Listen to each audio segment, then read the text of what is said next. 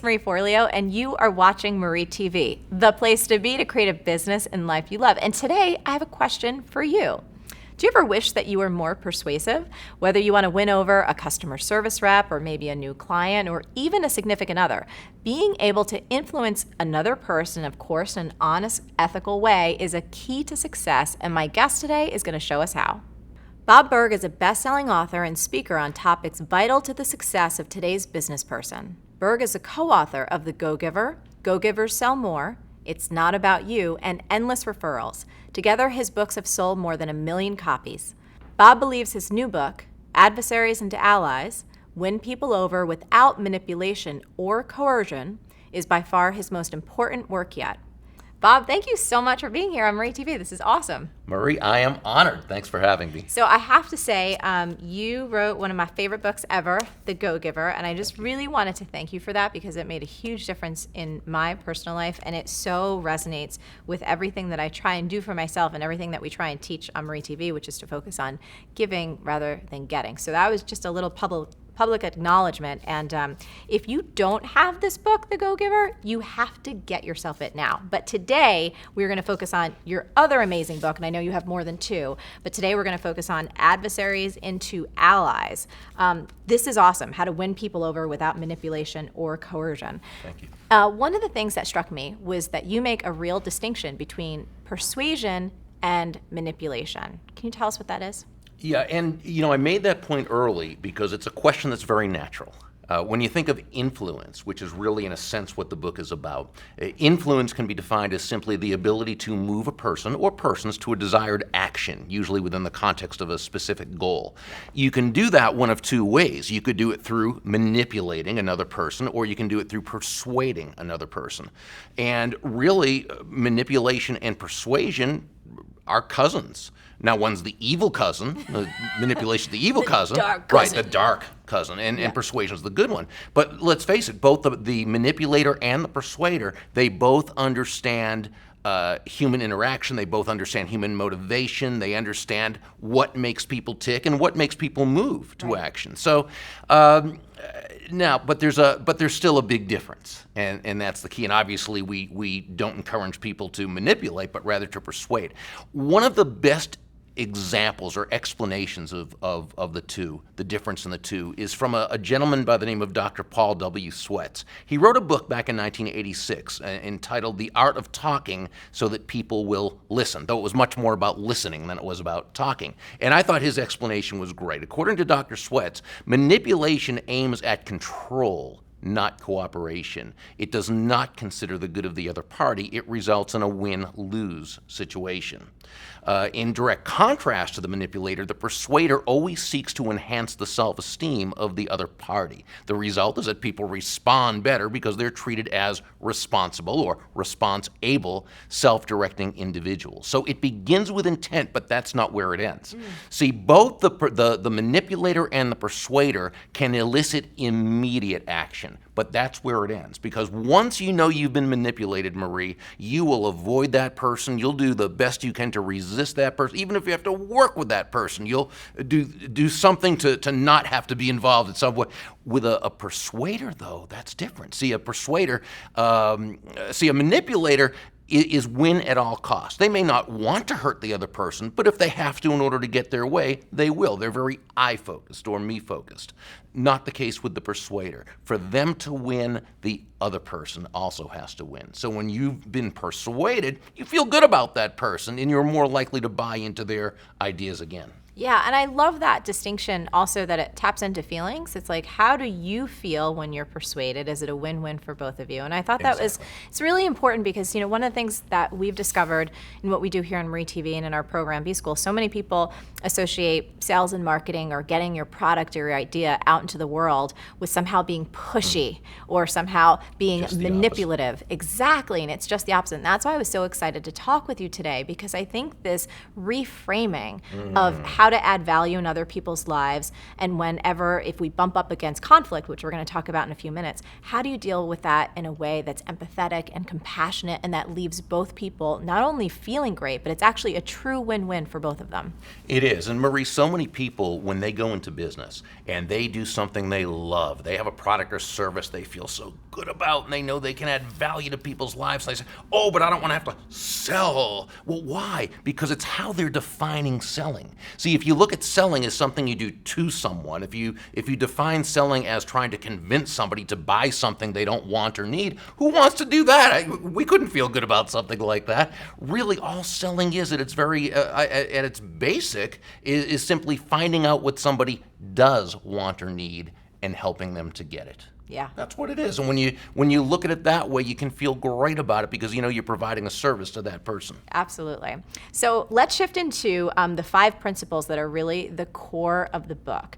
So let's start off with principle number 1, which is all about being able to be the master of our own emotions. Exactly. Yeah. It's control your own emotions. The sages of long ago asked, who is a mighty person? And they answered, that person who can control their own emotions and make of an enemy or a potential enemy a friend.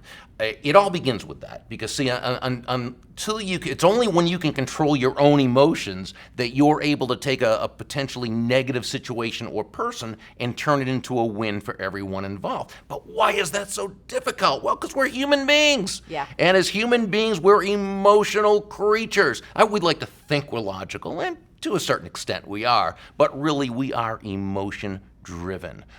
We make major decisions based on emotion, and we back up those emotional decisions with logic. We rationalize, and if you take that word, it means we tell ourselves rational lies, and we do that in order to justify that emotional decision. Well, there's also emotion also comes into play when you just feel lousy about something. Now, we know nobody can make us feel bad or angry or sad or mad, but what they can do is they can either intentionally or usually unintentionally do things that push our buttons and cause ourselves to become mad or angry or sad or what have you. And when we allow ourselves to be controlled by that, we can't be part of the solution. By the very nature of the thing, we become part of the problem and things don't work out. This is not to say that we should forego our emotions. Emotions are a great part of life. They make life joyous and worthwhile. But as one of my great mentors, Dondi Scumaci, says, by all means, take your emotions along for the ride, but make sure you are driving the car. I loved that when I read it in the book. It was so great. And I think it's so important to remember because in those situations where buttons do get pressed, it's very easy, especially in this world where we can text in a moment. We can reply on social media. You can reply in email. And those things can't be taken back. I mean, words can't be taken back. But I think it's vital for this idea of turning adversaries or any kind of conflict, someone that we have conflict with, into an ally, of being able to chill out for a minute and not be driven by your emotions. So one of an action strategy would be to just... Well, if you know that you're susceptible to this, then what you want to do is rehearse. Imagine situations that you know that have happened in the past, that could happen again, where your buttons could be pressed, and see both results. I mean, see what it would be like if you did what you usually do, and that's probably not the result you want. And then imagine yourself just, as Zig Ziglar used to say, responding instead of reacting. Really being in control of yourself, being calm, listening to that person first, taking a moment to decide what to do, and seeing it turn out beautifully. And, it's sort of like, and I use this analogy in the book, like an astronaut who's going up into space. Before they do, he or she is going to do a lot of simulations, maybe hundreds of them. Yeah. So by the time they get up into space and something happens, they've already been there and done that. And while it's a little bit different, certainly, than actually doing it, it's not that much different. We know the mind can't tell, the subconscious can't tell the difference between what's actually happened and what's been suggested to it. So if you see yourself doing it, so you're rehearsing this, if you're picturing those wonderful results in your mind's eye, then when the situation comes up, you're much more likely to do it. And when you do, and you handle it beautifully, take pleasure in that. Congratulate yourself. Know that if you've done it once, you can do it every time. But there's one more thing, though, and that's to understand you probably won't do it right every time. At least I know I don't. Oh, I don't either. Yeah, and those times when we don't, because we're human and it's going to happen, we can feel a little bad about it, but not too bad. Don't go into a guilt trip about it. Understand that you're human, and you'll have many chances to practice. Yeah, I love that. I love the rehearsing bit. I know one thing that always works for me, we've talked a lot about it on the show, is like taking a time out. Like if you feel yourself emotionally charged by something that's come in and you don't have to respond right away, Right. to give yourself a little bit of a cooling off period so you can clear out and then think. Very important. Yeah, a little more empathetically. So let's move on. What's principle number 2? That is to understand the clash of belief systems. And this is so very key. What is a belief? Well, a belief really is a subjective truth. It's the truth as we understand the truth to be, which doesn't mean it's the truth. It means it's our truth. Right? Yeah. Now, our truth might be the truth, but it's not necessarily, and it's probably so far less than what we think. Right. Well, we have our truths. Our truths are a result of our belief systems. I call it an operating system, and it's an unconscious operating system. We're not even aware of it. Our beliefs are a combination of upbringing, environment, schooling, news media, television shows, movies, popular culture, cultural mores, all the associations we have. And it's pretty much, the interesting thing about it, it's pretty much set in place by the time we're little more than toddlers. And at that point, everything new that comes into that belief system tends to build on that foundation or that premise. So people grow up with a particular belief system, not even realizing it, thinking, saying, doing things based on those beliefs, and they live their entire life doing that. Well, we have to also understand that this other person with whom we're about to have a potentially difficult interpersonal transaction, they're a victim of their, and when I say victim, I don't mean victim mentality, I mean it's unconscious, and it's just how most of us are, that they also live according to their belief systems, and they're unconscious about it, and that's where a clash can really occur. And as human beings, we tend to think that everybody else sees the world as we see the world. How could it be anything else? It's how we see the world, which is why you hear people say things like, oh, everybody feels that way, or, oh, nobody likes that, or if you've ever said, I know I have certainly, oh, I would never say that to someone, right? Because it's our belief. No, we wouldn't, but they would. They come from a different belief system. So what we need to do, Marie, is not necessarily understand that person's belief system. They probably don't understand their own belief system. What we need to do is simply understand that the two of us, that we see the world from two different models or paradigms or viewpoints, belief systems. And as long as we understand that and we respect that, now we can create the context for a mutual win-win. That's awesome. And it's just really that awareness that can, I know for me, absolutely disable that immediate maybe reaction or fight that wants to come up, and like, what are they thinking? Why don't they get it? And I loved that about your book, that it just starts to set that frame for a more empathetic, compassionate, kind interaction. Yeah, and it allows us to not take things personally and to personalize things. One of the best books ever written on that topic was by Don Miguel Ruiz, The Four Agreements. Yes. And when he talked about the agreements of the world, which I call belief systems, he also showed why we really don't have to take things personally. It isn't about us. It all has to do with that unconscious way that person sees the world and so forth. And so, whenever I find myself taking things personally, I still go to that chapter in the book. Me too, for sure. Okay, so moving on to principle number 3, acknowledging their ego. Yeah, and I say acknowledge their ego, not ours, because we don't have one. You're right.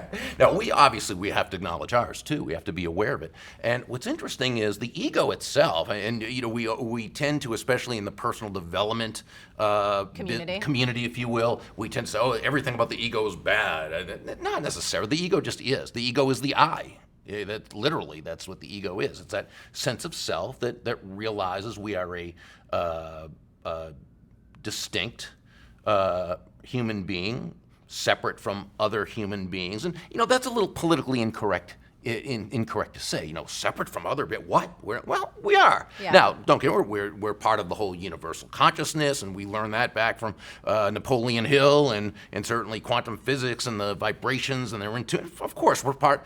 But you know what? In our earthly human existence, Yes. we operate as individuals. We seek our own sense of happiness, and we have our own individual values and so forth. And so we do operate that way. And the ego, when channeled and controlled, can help us accomplish great things for ourselves and for the community as a whole. But when it gets away from us and we're not in control, that's a different thing.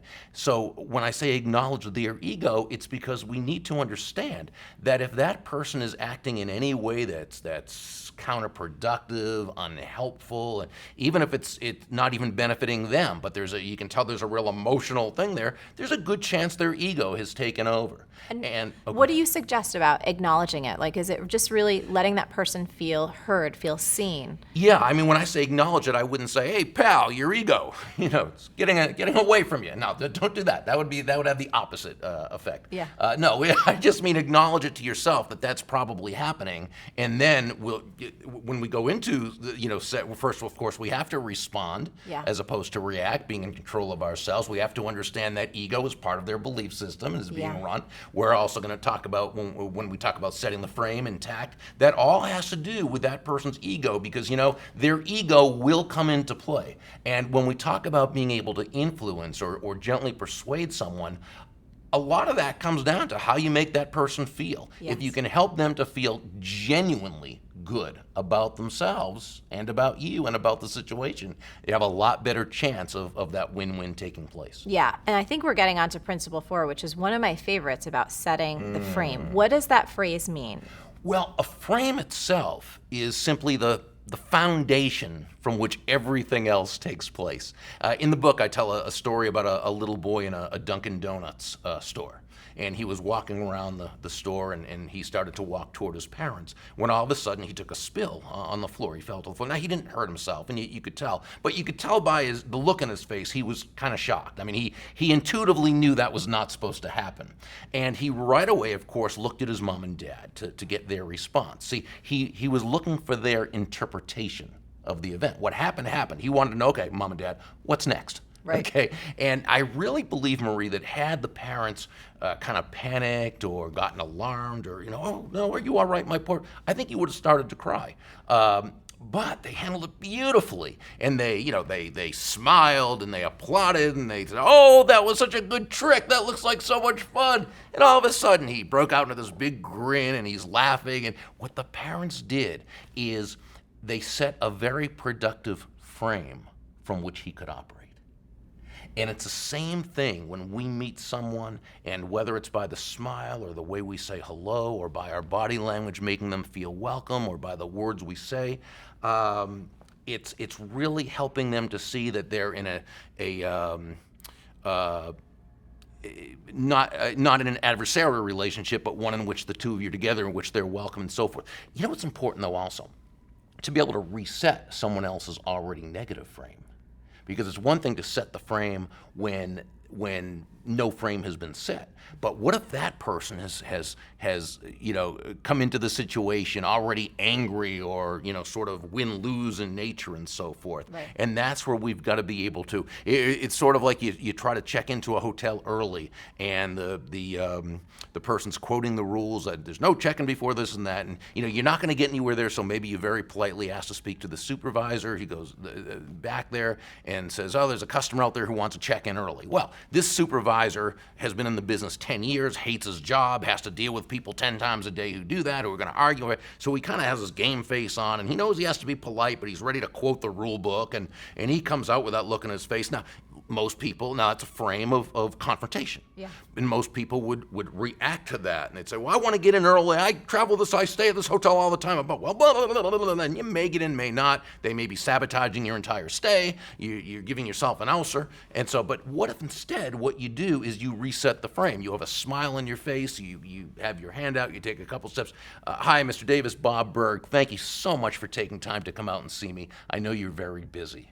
Well, boom, you've just now reset the frame from a problem customer, Yeah. problem guest, to one that this person will go out of his way to please because you're the type of guest they want to have with them. Yeah.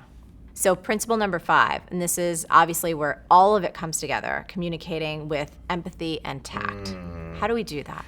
You know, Marie, that is so key. With tact, I'm reminded of Les Giblin, who wrote the great book, How to Have Confidence and Power in Dealing with People.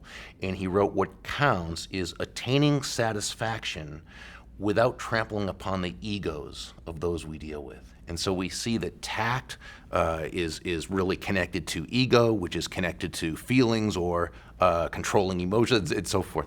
And my dad has always defined tact as the language of strength. And I see tact as, I really look at tact as a way to be able to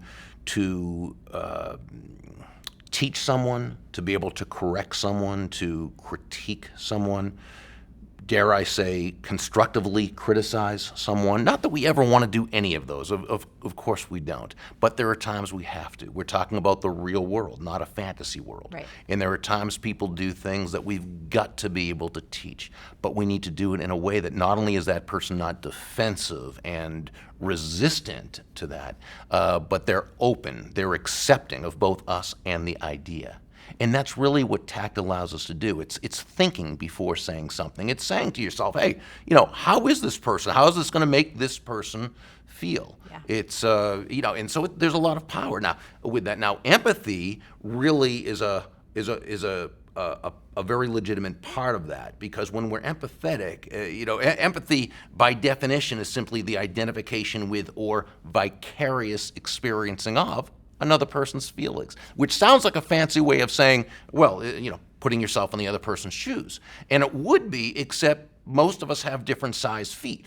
In other words, we have different belief systems. We come from different ways of seeing the world, and we don't always know what that person's feeling. Now, when we do, when we have enough of a closeness and experience that we can understand, great, communicate you understand how you, but sometimes empathy isn't so much communicating that you understand how they feel, as much as communicating that you understand they're feeling something, and that this something is distressful to them, and that you are there to help them the best way you can. Yeah. That's brilliant. And I know you have, one of the challenge all of us can come up against is when people request something of our time or they want us to participate in something, and it's really not our truth that we want to do it. And we've talked about this many times on Marie TV, is different ways to say no, and I think you have one of the most brilliant. Do you want to share that with us? Oh, thank you. I really feel strongly about this because we all get asked to do things that, like you said, we just, sometimes just don't want to do it. Yeah.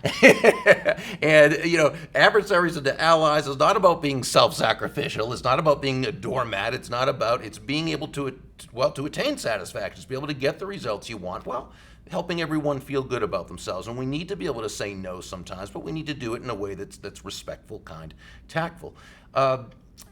When we talk about saying no, there's all sorts of advice around, and I certainly don't want to disrespect anyone's advice, and everyone is entitled to, but I think there are certain things that are more productive than other things. Yeah. I often hear the kind of the advice that's going around a lot now is, no is a complete sentence.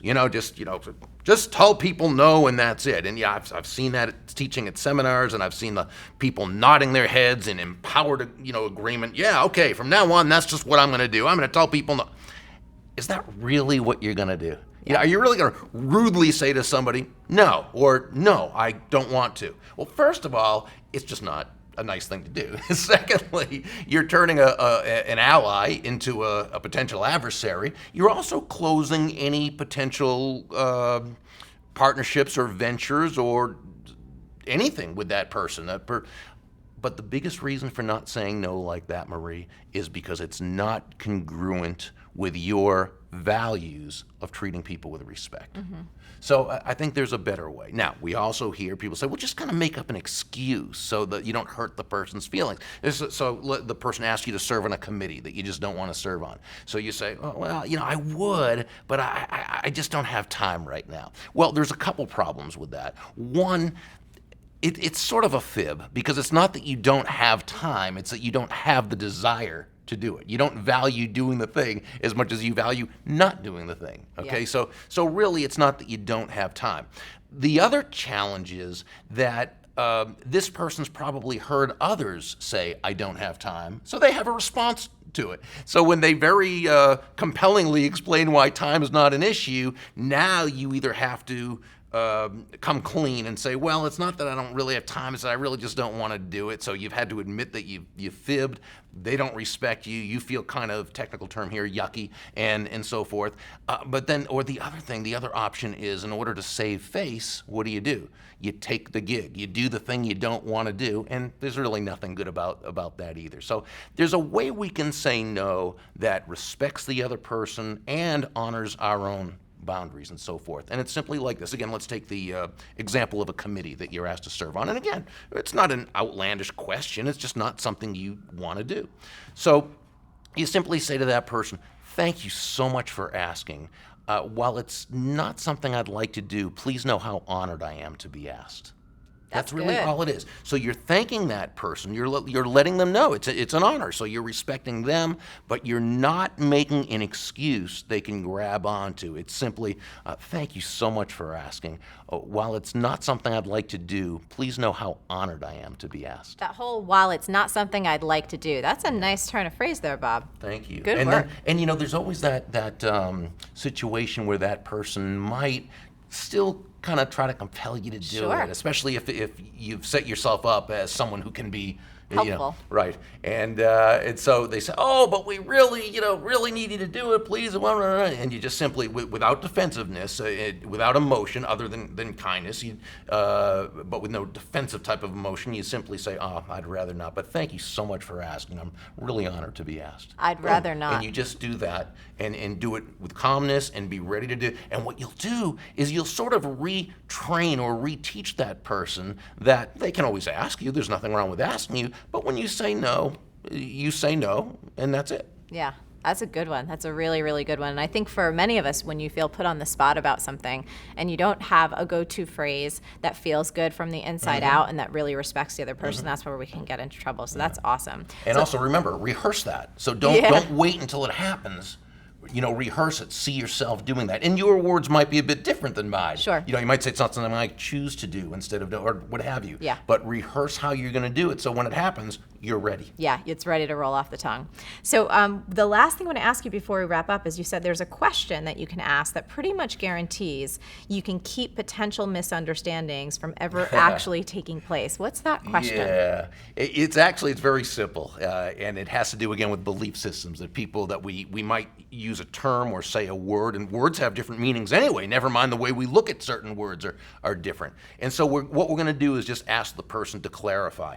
For example, let's say the project manager comes in to the team and says, the client says there's been a change, we need to have this done as soon as possible. Okay. Now, one person on the team, what does as soon as possible really mean? Ambiguous. Okay? Right, exactly. To one person, it means you pull an all-nighter, you don't go to your daughter's soccer game, you sacrifice that, and you say, okay. The other person, they come from a company where as soon as possible means, when you get around to it. The other one, as soon as possible means as soon as this project's done, right? And so one person does this, and the other person does. So instead, in order to make sure this misunderstanding doesn't happen, you very tactfully say to the project manager, Pat, just for my own clarification, when you say as soon as possible, is there a specific day or time you're thinking of?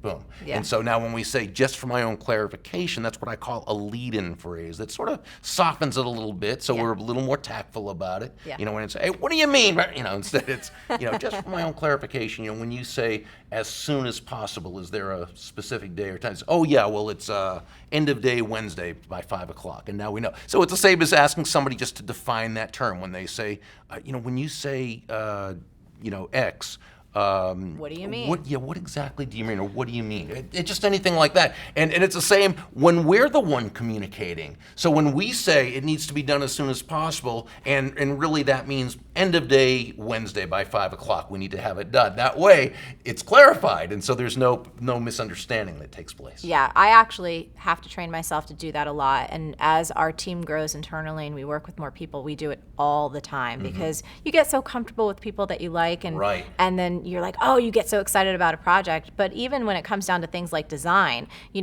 oh, I want this to be more edgy. I want this to be more clean. It's like, what the hell does that mean? Unless you can have some clear parameters or examples to show people. It really does. I love that. That's so genius. Bob, you're fantastic. I really appreciate you coming on today. Thank you. My pleasure. This book is wonderful. One of the other things that I love about this book is that, especially as you get through the principles and things start to come to life, it's like you give so many great tips in very short form.